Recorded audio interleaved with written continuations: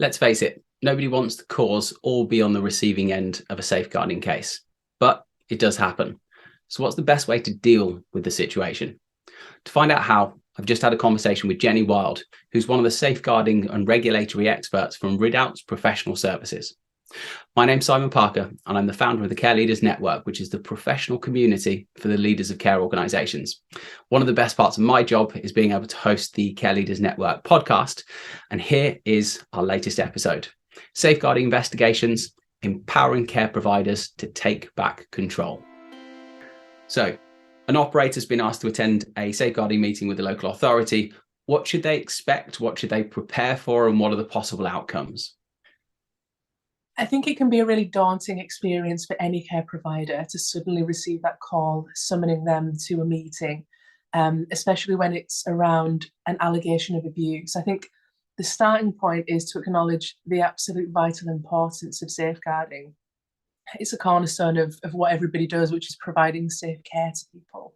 But I think what people have to understand is when they do go to a meeting like this, they can expect to be scrutinised. They can expect to be asked difficult questions.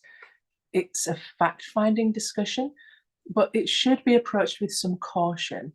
And I think that it's important for providers to establish at what stage the investigation is at before they actually attend a meeting. The local authority will be kind of looking at the allegations and judging on the balance of probabilities whether or not it happened and what the outcome is. And I guess it's important that they do dig around and ask probing questions. It's so essential that they do that to make sure that they're doing that job diligently. Now, I guess being on the recipient end of that probably isn't going to be the most fun in the entire world, but ultimately that is an important part of the process because they need to get objectively the truth of the set of circumstances so that they can act accordingly. Yeah, you're absolutely right, Simon. However, we encourage providers to make sure that local authorities are doing that in a fair and reasonable way and within a process that they're actually engaging a provider rather than just steamrolling and arriving at conclusions without gathering the appropriate evidence. Sure. And I guess I'm guessing that probably does happen. So it's working out how to kind of balance that. Of course, different people, different local authorities will take different approaches in different sets of circumstances, et cetera, et cetera. So I guess you're never really going to know exactly what that looks like until they knock on the door and they start asking those questions, and you'll learn from kind of the stance and the position that they're taking as to how that might play out for you. Quite right. Exactly. Everybody's different. There's a different policy in place for every local authority, and the chair of the safeguarding board might be different in their approach across the board. So you really have to wait and see until you're in it, until you know how to deal with it. Of course, that makes sense.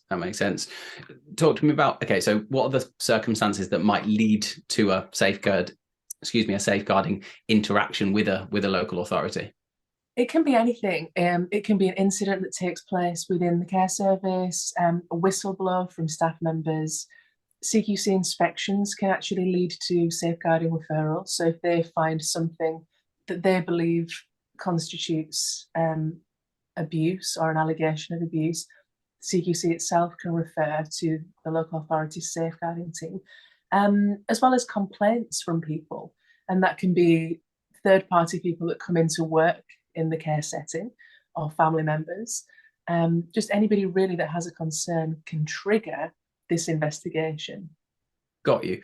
And explain to me about Section 42 investigations and kind of exactly what that means in respect to local authorities. We often get phone calls from clients really panicking, saying, "Oh my God, I'm being threatened with a Section 42 investigation." And there's really a lot of misunderstanding about what that means. Now, the Care Act 2014 came in, and Section 42 kind of establishes this new responsibility. But I just think it's important to clarify what that is and who it applies to. So where a local authority has a reasonable cause to suspect that an adult is experiencing or at risk of experiencing abuse or neglect, that local authority is obliged to make whatever inquiries it feels necessary to make a decision about what action it should take. And that allegation has to be current. It can't be historical, it has to be happening in the then and now. So all it means, if a provider is confronted with that statement from a local authority, it means that the council is starting its own responsibility to make an investigation. And is there like a timescale around like what constitutes current? Is there like a cut-off, or is that something that's kind of left up for interpretation? It will be open to interpretation. I think that if it's a historical allegation of abuse, we would have to investigate how historical, is it still relevant? Is there a clear and present risk in the here and now? I think is the test that we would look at here. And if there wasn't a risk, we would actually challenge the local authority and say, well, hang on, what is it exactly that you're investigating? Because as per the legislation, there is an adult experiencing abuse or at risk of experiencing abuse. So what is this investigation under Section 42? A quick note about one of the sponsors that makes the Care Leaders Network podcast possible. Compass Associates works in partnership with the care sector by supporting care providers with their recruitment and retention needs. They've won a number of industry awards over the years and specialise in placing mid to senior roles in the elderly care sector. Compass have offices in Portsmouth and Manchester, but deliver their services nationwide. And to find out more, head to www.compassltd.co.uk. Okay, that makes sense. And I guess kind of in a similar thread of ambiguity, I know that safeguarding meetings can be somewhat ambiguous sometimes, and a little bit the details can be a little bit hard to come by. Yeah. How can a provider get prepared for those types of meetings to really get to make sure that they're actually really drilling down on the important stuff, like the root cause of the situation? Yeah, I think that it's really important to take it by the scruff of the neck. And when you do get contact about the meeting or even the investigation, we always encourage our clients and empower them to say, okay, well, can you tell me as much as possible about the allegation? When did it happen? Who does it involve? What are the circumstances? When did you get the notification? When was the complaint or referral? Because all too often we have clients who are contacted and it turns out the local authority has been investigating this for 3 months without any prior knowledge of our client. And what we have to look at is, well, actually, they've kind of been left to their own devices, the local authority, looking into this without any contributions from our client. We could have provided information, context, documentary evidence to help the investigation that would bring it along. And ultimately, that's what people want. It's to protect the service users within the service and to give people, the families, the staff, the answers that they're looking for. We would say if you are contacted, then you should immediately request an agenda if a meeting has been proposed. We would recommend not attending a meeting without a proper agenda because, again, often we have clients just going into what appears to be a lion's den. I've been in meetings with clients at safeguarding, and there are 20 people around a circular table, and you don't know who anybody is. You and the client walk in, and you don't even know why you're there, apart from the fact that there's a safeguarding allegation. So it really can be going into something completely blind. And then you have to sit back and think, well, actually, if I'd have had notice of this, I could have prepared answers. I could have brought you documentary evidence. I could give you a really meaningful contribution to this meeting. But instead, you're sat there like a school child being chastised and questioned. And lots of times the answer has to be, I don't know, because you just told me about this 5 minutes ago. If I'd have known, I could have prepared something. So really, it's to get as much information as you can before you properly engage in order to make the investigation as meaningful as possible. We would always recommend, if you are going to a meeting, taking a note taker. Providers will have all faced the ultimate frustration, which is going to a safeguarding meeting, leaving, and then generally 2 months later, you might get the minutes back. Firstly, there are huge delays in getting minutes back. And secondly, when the minutes do arrive, I would say 80% of the time, they don't accurately reflect everything that was spoken about, or things are left out. So we would encourage clients to always take their own note taker, whose job is simply to take minutes, not to speak or participate, and just really get a clear record of what is being discussed. So we would encourage that as well. We would just try and encourage providers to get to the heart of the matter as quickly as possible, and to, as I said, facilitate a meaningful discussion by preparing documents if the local authority is helpful enough to say, this is what it's about, this is who it concerns. But we should say to providers, as a word of warning, if this safeguarding allegation is also being investigated by the police, then they are obviously prohibited from doing their own investigation at that stage. Got you. I understand. I can imagine, like, being in those sets of circumstances. I've been in my consultancy world back in the day. Like, I've been in various different meetings with both local authorities and the CQC and various different other organisations and things, and they can be very intense. They can be very, very intimidating. Right. I've been in some that have been quite structured, and I've been in some that have been not so structured.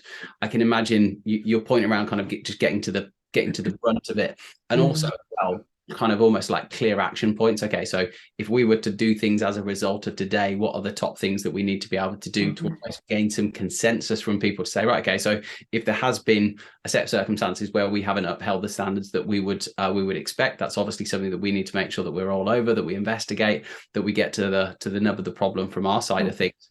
But also as well, just to be clear from an action step perspective, so that they know that you're taking it seriously as well. That's got to be a key part of the conversation as well. So how often, again, I've been in sets of circumstances, if my memory serves me correctly, it's a long time ago now, but where it's been local authority and CQC all in the room at the same time. I guess if that isn't the case, what are the likely implications of having a local authority safeguarding type meeting when it comes to future interactions with the CQC?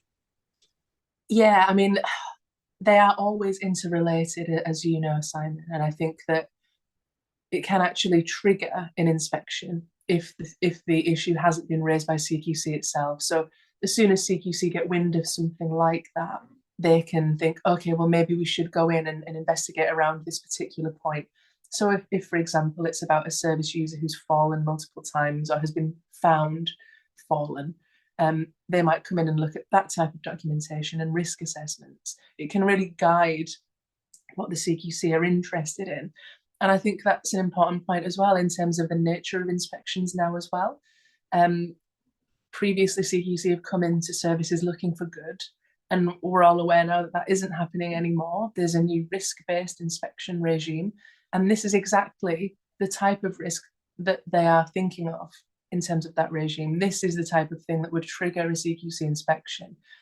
And the adverse impact of that is that CQC are coming in with a natural negative attitude, because the thing that has prompted this is something quite bad, depending on what the circumstances are. So they will just simply be looking for information to either corroborate that negative safeguarding point or anything similar around it.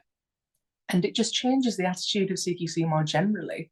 They're not going to come and inspect a service if they've had a fantastic piece of feedback about someone's 100th birthday party, which is a shame. It's going to be something negative. So I think that people engaging in the inspection process have to be mindful of that. And during the inspection, they should also be filtering through more positive information to counter the negative that has prompted this particular review. But yeah, there can be problems arising out of that from CQC's perspective, and it can really be a can of worms if they're going in with a bit of a concern more generally. I'd like to take a moment just to let you know about one of the sponsors of the Care Leaders Network podcast. Howden Group is the second largest insurance broker in the UK, and they pride themselves on being specialists within the care sector. Their aim is to help care leaders build remarkable care organisations by providing them with a unique experience and also the best possible deal. To learn more about their tailored insurance solutions, head to howdengroup.com. Yeah, no, absolutely. Obviously, the ideal set of circumstances is that you don't end up in a scenario where you're experiencing, you're on the receiving end of a safeguarding set of circumstances. If it does happen, what are the kind of the key almost tips that you could give to help manage the risks attributed to some type of safeguarding interaction? I think that the starting point I would say there, Simon, is to try and avoid those types of referrals altogether, if that's possible. And some key ways that you can do that is by having an open culture of sharing concerns within the service. So encouraging staff feedback, open door policy, feedback encouraged from service users and their families, so that you are kind of negating the need for people to kind of refer outwards, and so that most things can be referred internally. I think that if everybody is clear on whistleblowing policies, that can only be a positive thing. And also regular training and audits to make sure that people are doing their jobs correctly, that would probably lead to less safeguarding referrals in the first instance. But if you are in the process, I think that the best thing we can advise is to be very strong and feel empowered. Don't be afraid to engage legal advice if you feel overwhelmed or that you aren't getting a clear set of answers from the investigating authority. You are actually entitled to take representation in with you to a safeguarding meeting. And remember that these allegations can sometimes dovetail in with criminal investigations. So we would always encourage people to be represented. There are implications to not managing this process properly. And that can be if, for example, a staff member has had to be suspended as a part of the investigation, and the investigation is taking 8 months because nobody's kind of controlling it. Lots of services pay people on full pay while they're suspended. So that's a financial outlay. If there are safeguarding concerns, there can be contractual implications with your commissioning authority, who might think, well, we're going to place an embargo on you now because we're worried about safeguarding. And that can last a period of the investigation. So again, you really want to be doing this as effectively and as efficiently as possible. And I just would say that clarity and communication, establishing one person to communicate with, identifying what you think would be a helpful document, and also considering putting out a position statement to an investigating body at the earliest opportunity, so that there can't be any questions around what your position is and what your understanding is of the incident. Sage advice, as ever, Jen. The time, really appreciate it. It's always good to have these conversations with you, and I'm looking forward to our next piece of content. Me too, Simon. Thank you.